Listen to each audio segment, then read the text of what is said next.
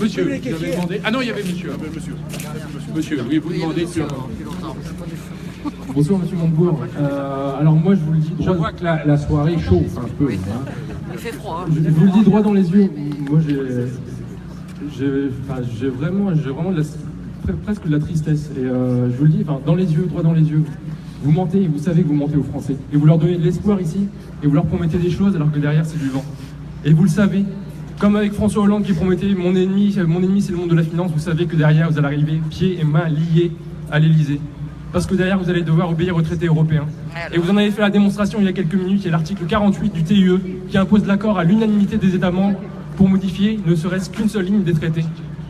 Donc monsieur, vous proposez un nouveau traité, mais c'est ce que propose le nouveau traité, la nouvelle Europe, une autre Europe est possible, c'est ce que propose l'ensemble de l'échiquier politique, de l'extrême droite à l'extrême gauche, même Marine Le Pen qui propose de renégocier les traités européens, elle ne propose pas de sortir de l'Union européenne.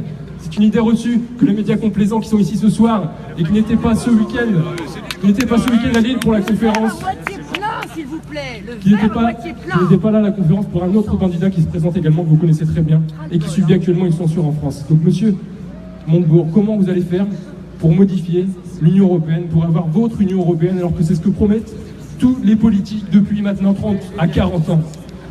Vous promettez de l'espoir à tous les Français, mais sachez que derrière, il ne pourra rien appliquer. Merci monsieur, merci de votre franchise, vous allez avoir en réponse la mienne. D'accord?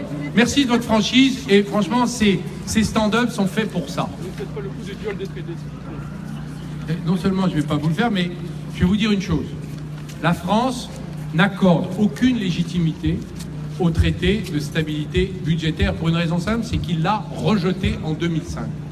Aujourd'hui, on nous parle des traités. Jean-Claude Juncker a dit il n'y a pas de choix démocratique qui peut prévaloir sur un traité. Moi, je dis le contraire. Je dis que les traités n'engagent pas aujourd'hui l'Union européenne pour une raison simple, c'est que les Français l'ont rejeté, les règles sont obsolètes, archaïques, ne fonctionnent pas et nous mettent aujourd'hui dans l'impasse. C'est pour cela que ma position n'est pas de dire nous allons tout casser, ma position est de dire nous allons maintenant organiser une minorité de blocage, nous allons dire à l'Union européenne c'est terminé, l'austérité c'est fini, parce que les traités n'engagent que ceux qui les reconnaissent. Et ce que nous allons faire, monsieur, nous allons ouvrir une grande négociation en disant maintenant nous devons changer de logiciel. Si ça ne marche pas, l'Europe sera bloquée. Les traités, d'ailleurs, pour la plupart, et vous avez tort de le nier, les traités, pour la plupart, sont violés. La Banque Centrale Européenne n'a jamais appliqué les traités. Elle a même sauvé l'Europe contre elle-même en violant le traité. Donc vous voyez que vos articles, vous avez raison, j'ai fait du droit dans ma jeunesse, moins que vous à l'évidence, mais je vais vous dire une chose, tous ces articles-là, et la Commission européenne, et les États membres, et la Banque Centrale Européenne ne l'appliquent pas. Vous savez pourquoi? Parce que ce sont des idéologues. Ils appliquent ce qui les intéresse. Et quand on a une idéologie qui est orientée d'une certaine manière, il faut avoir l'intelligence d'en créer une autre alternative qui la combat. C'est ce que je veux faire. Merci. D'autres questions? Monsieur. Moi, je suis un sans-papier. Je suis un sans-papier, je suis avec le comité de sans-papier de Lille. Bonsoir tout le monde. Je suis un sans-papier. Je partage avec le comité de sans-papier. Excusez-moi monsieur, on est en direct sur Brut, qui est un média en ligne, l'occasion de vous laisser vous exprimer. Quel candidat que vous soutenez aujourd'hui? Vous avez parlé d'un candidat qui Oui, le candidat c'est François Asselineau de l'Union populaire républicaine qui est censuré par tous les grands médias que vous retrouvez ici ce soir. François Asselineau était en conférence à Arras et à Lille ce week-end. Aucun média ne s'est déplacé. Un seul journaliste de La Voix du Nord s'est déplacé à Arras, qui a fait assez bien son travail, qui a sorti un papier. Aujourd'hui, vous voyez, il y a France 2, il y a France 3, il y a Europe 1, il y a BFM, tout le monde est là. Tout le monde est là. François Asselineau, zéro. Il y a un gros problème démocratique dans ce pays. Et là, M. Montebourg nous a fait le même coup qu'il nous a fait il y a quelques semaines, quelques jours à la radio. Il nous parle de violer les traités. Violer les traités alors que dans l'article 5 de la Constitution française, c'est inscrit que le président est le garant du respect des traités. C'est une honte. Ils vendent de l'espoir aux Français alors que derrière c'est très bien qu'ils mentent. C'est une honte. Monsieur, on ne va peut-être pas faire des interviews ici, donc vous sortez si vous voulez faire vos interviews. D'accord? Ça ne vous dérange pas, vous n'êtes pas... Excusez-nous. Voilà, il l'a fait. Comment?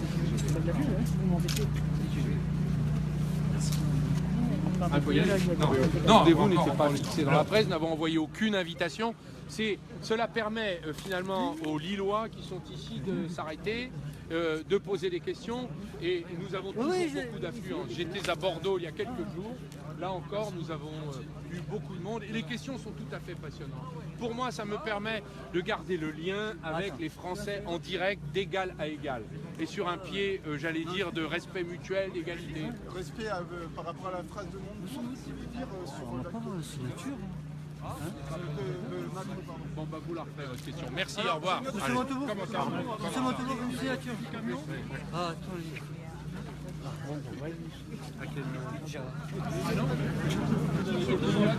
Moi, je suis là depuis 5 ans. En plein cœur de la ville de Lille, avec parfois aussi des opposants politiques. On a vu notamment des partisans de M. Asselineau, de l'UPR, qui étaient présents. L'un d'eux a même posé une question assez directement à Arnaud Montebourg, parlant de lui comme un menteur.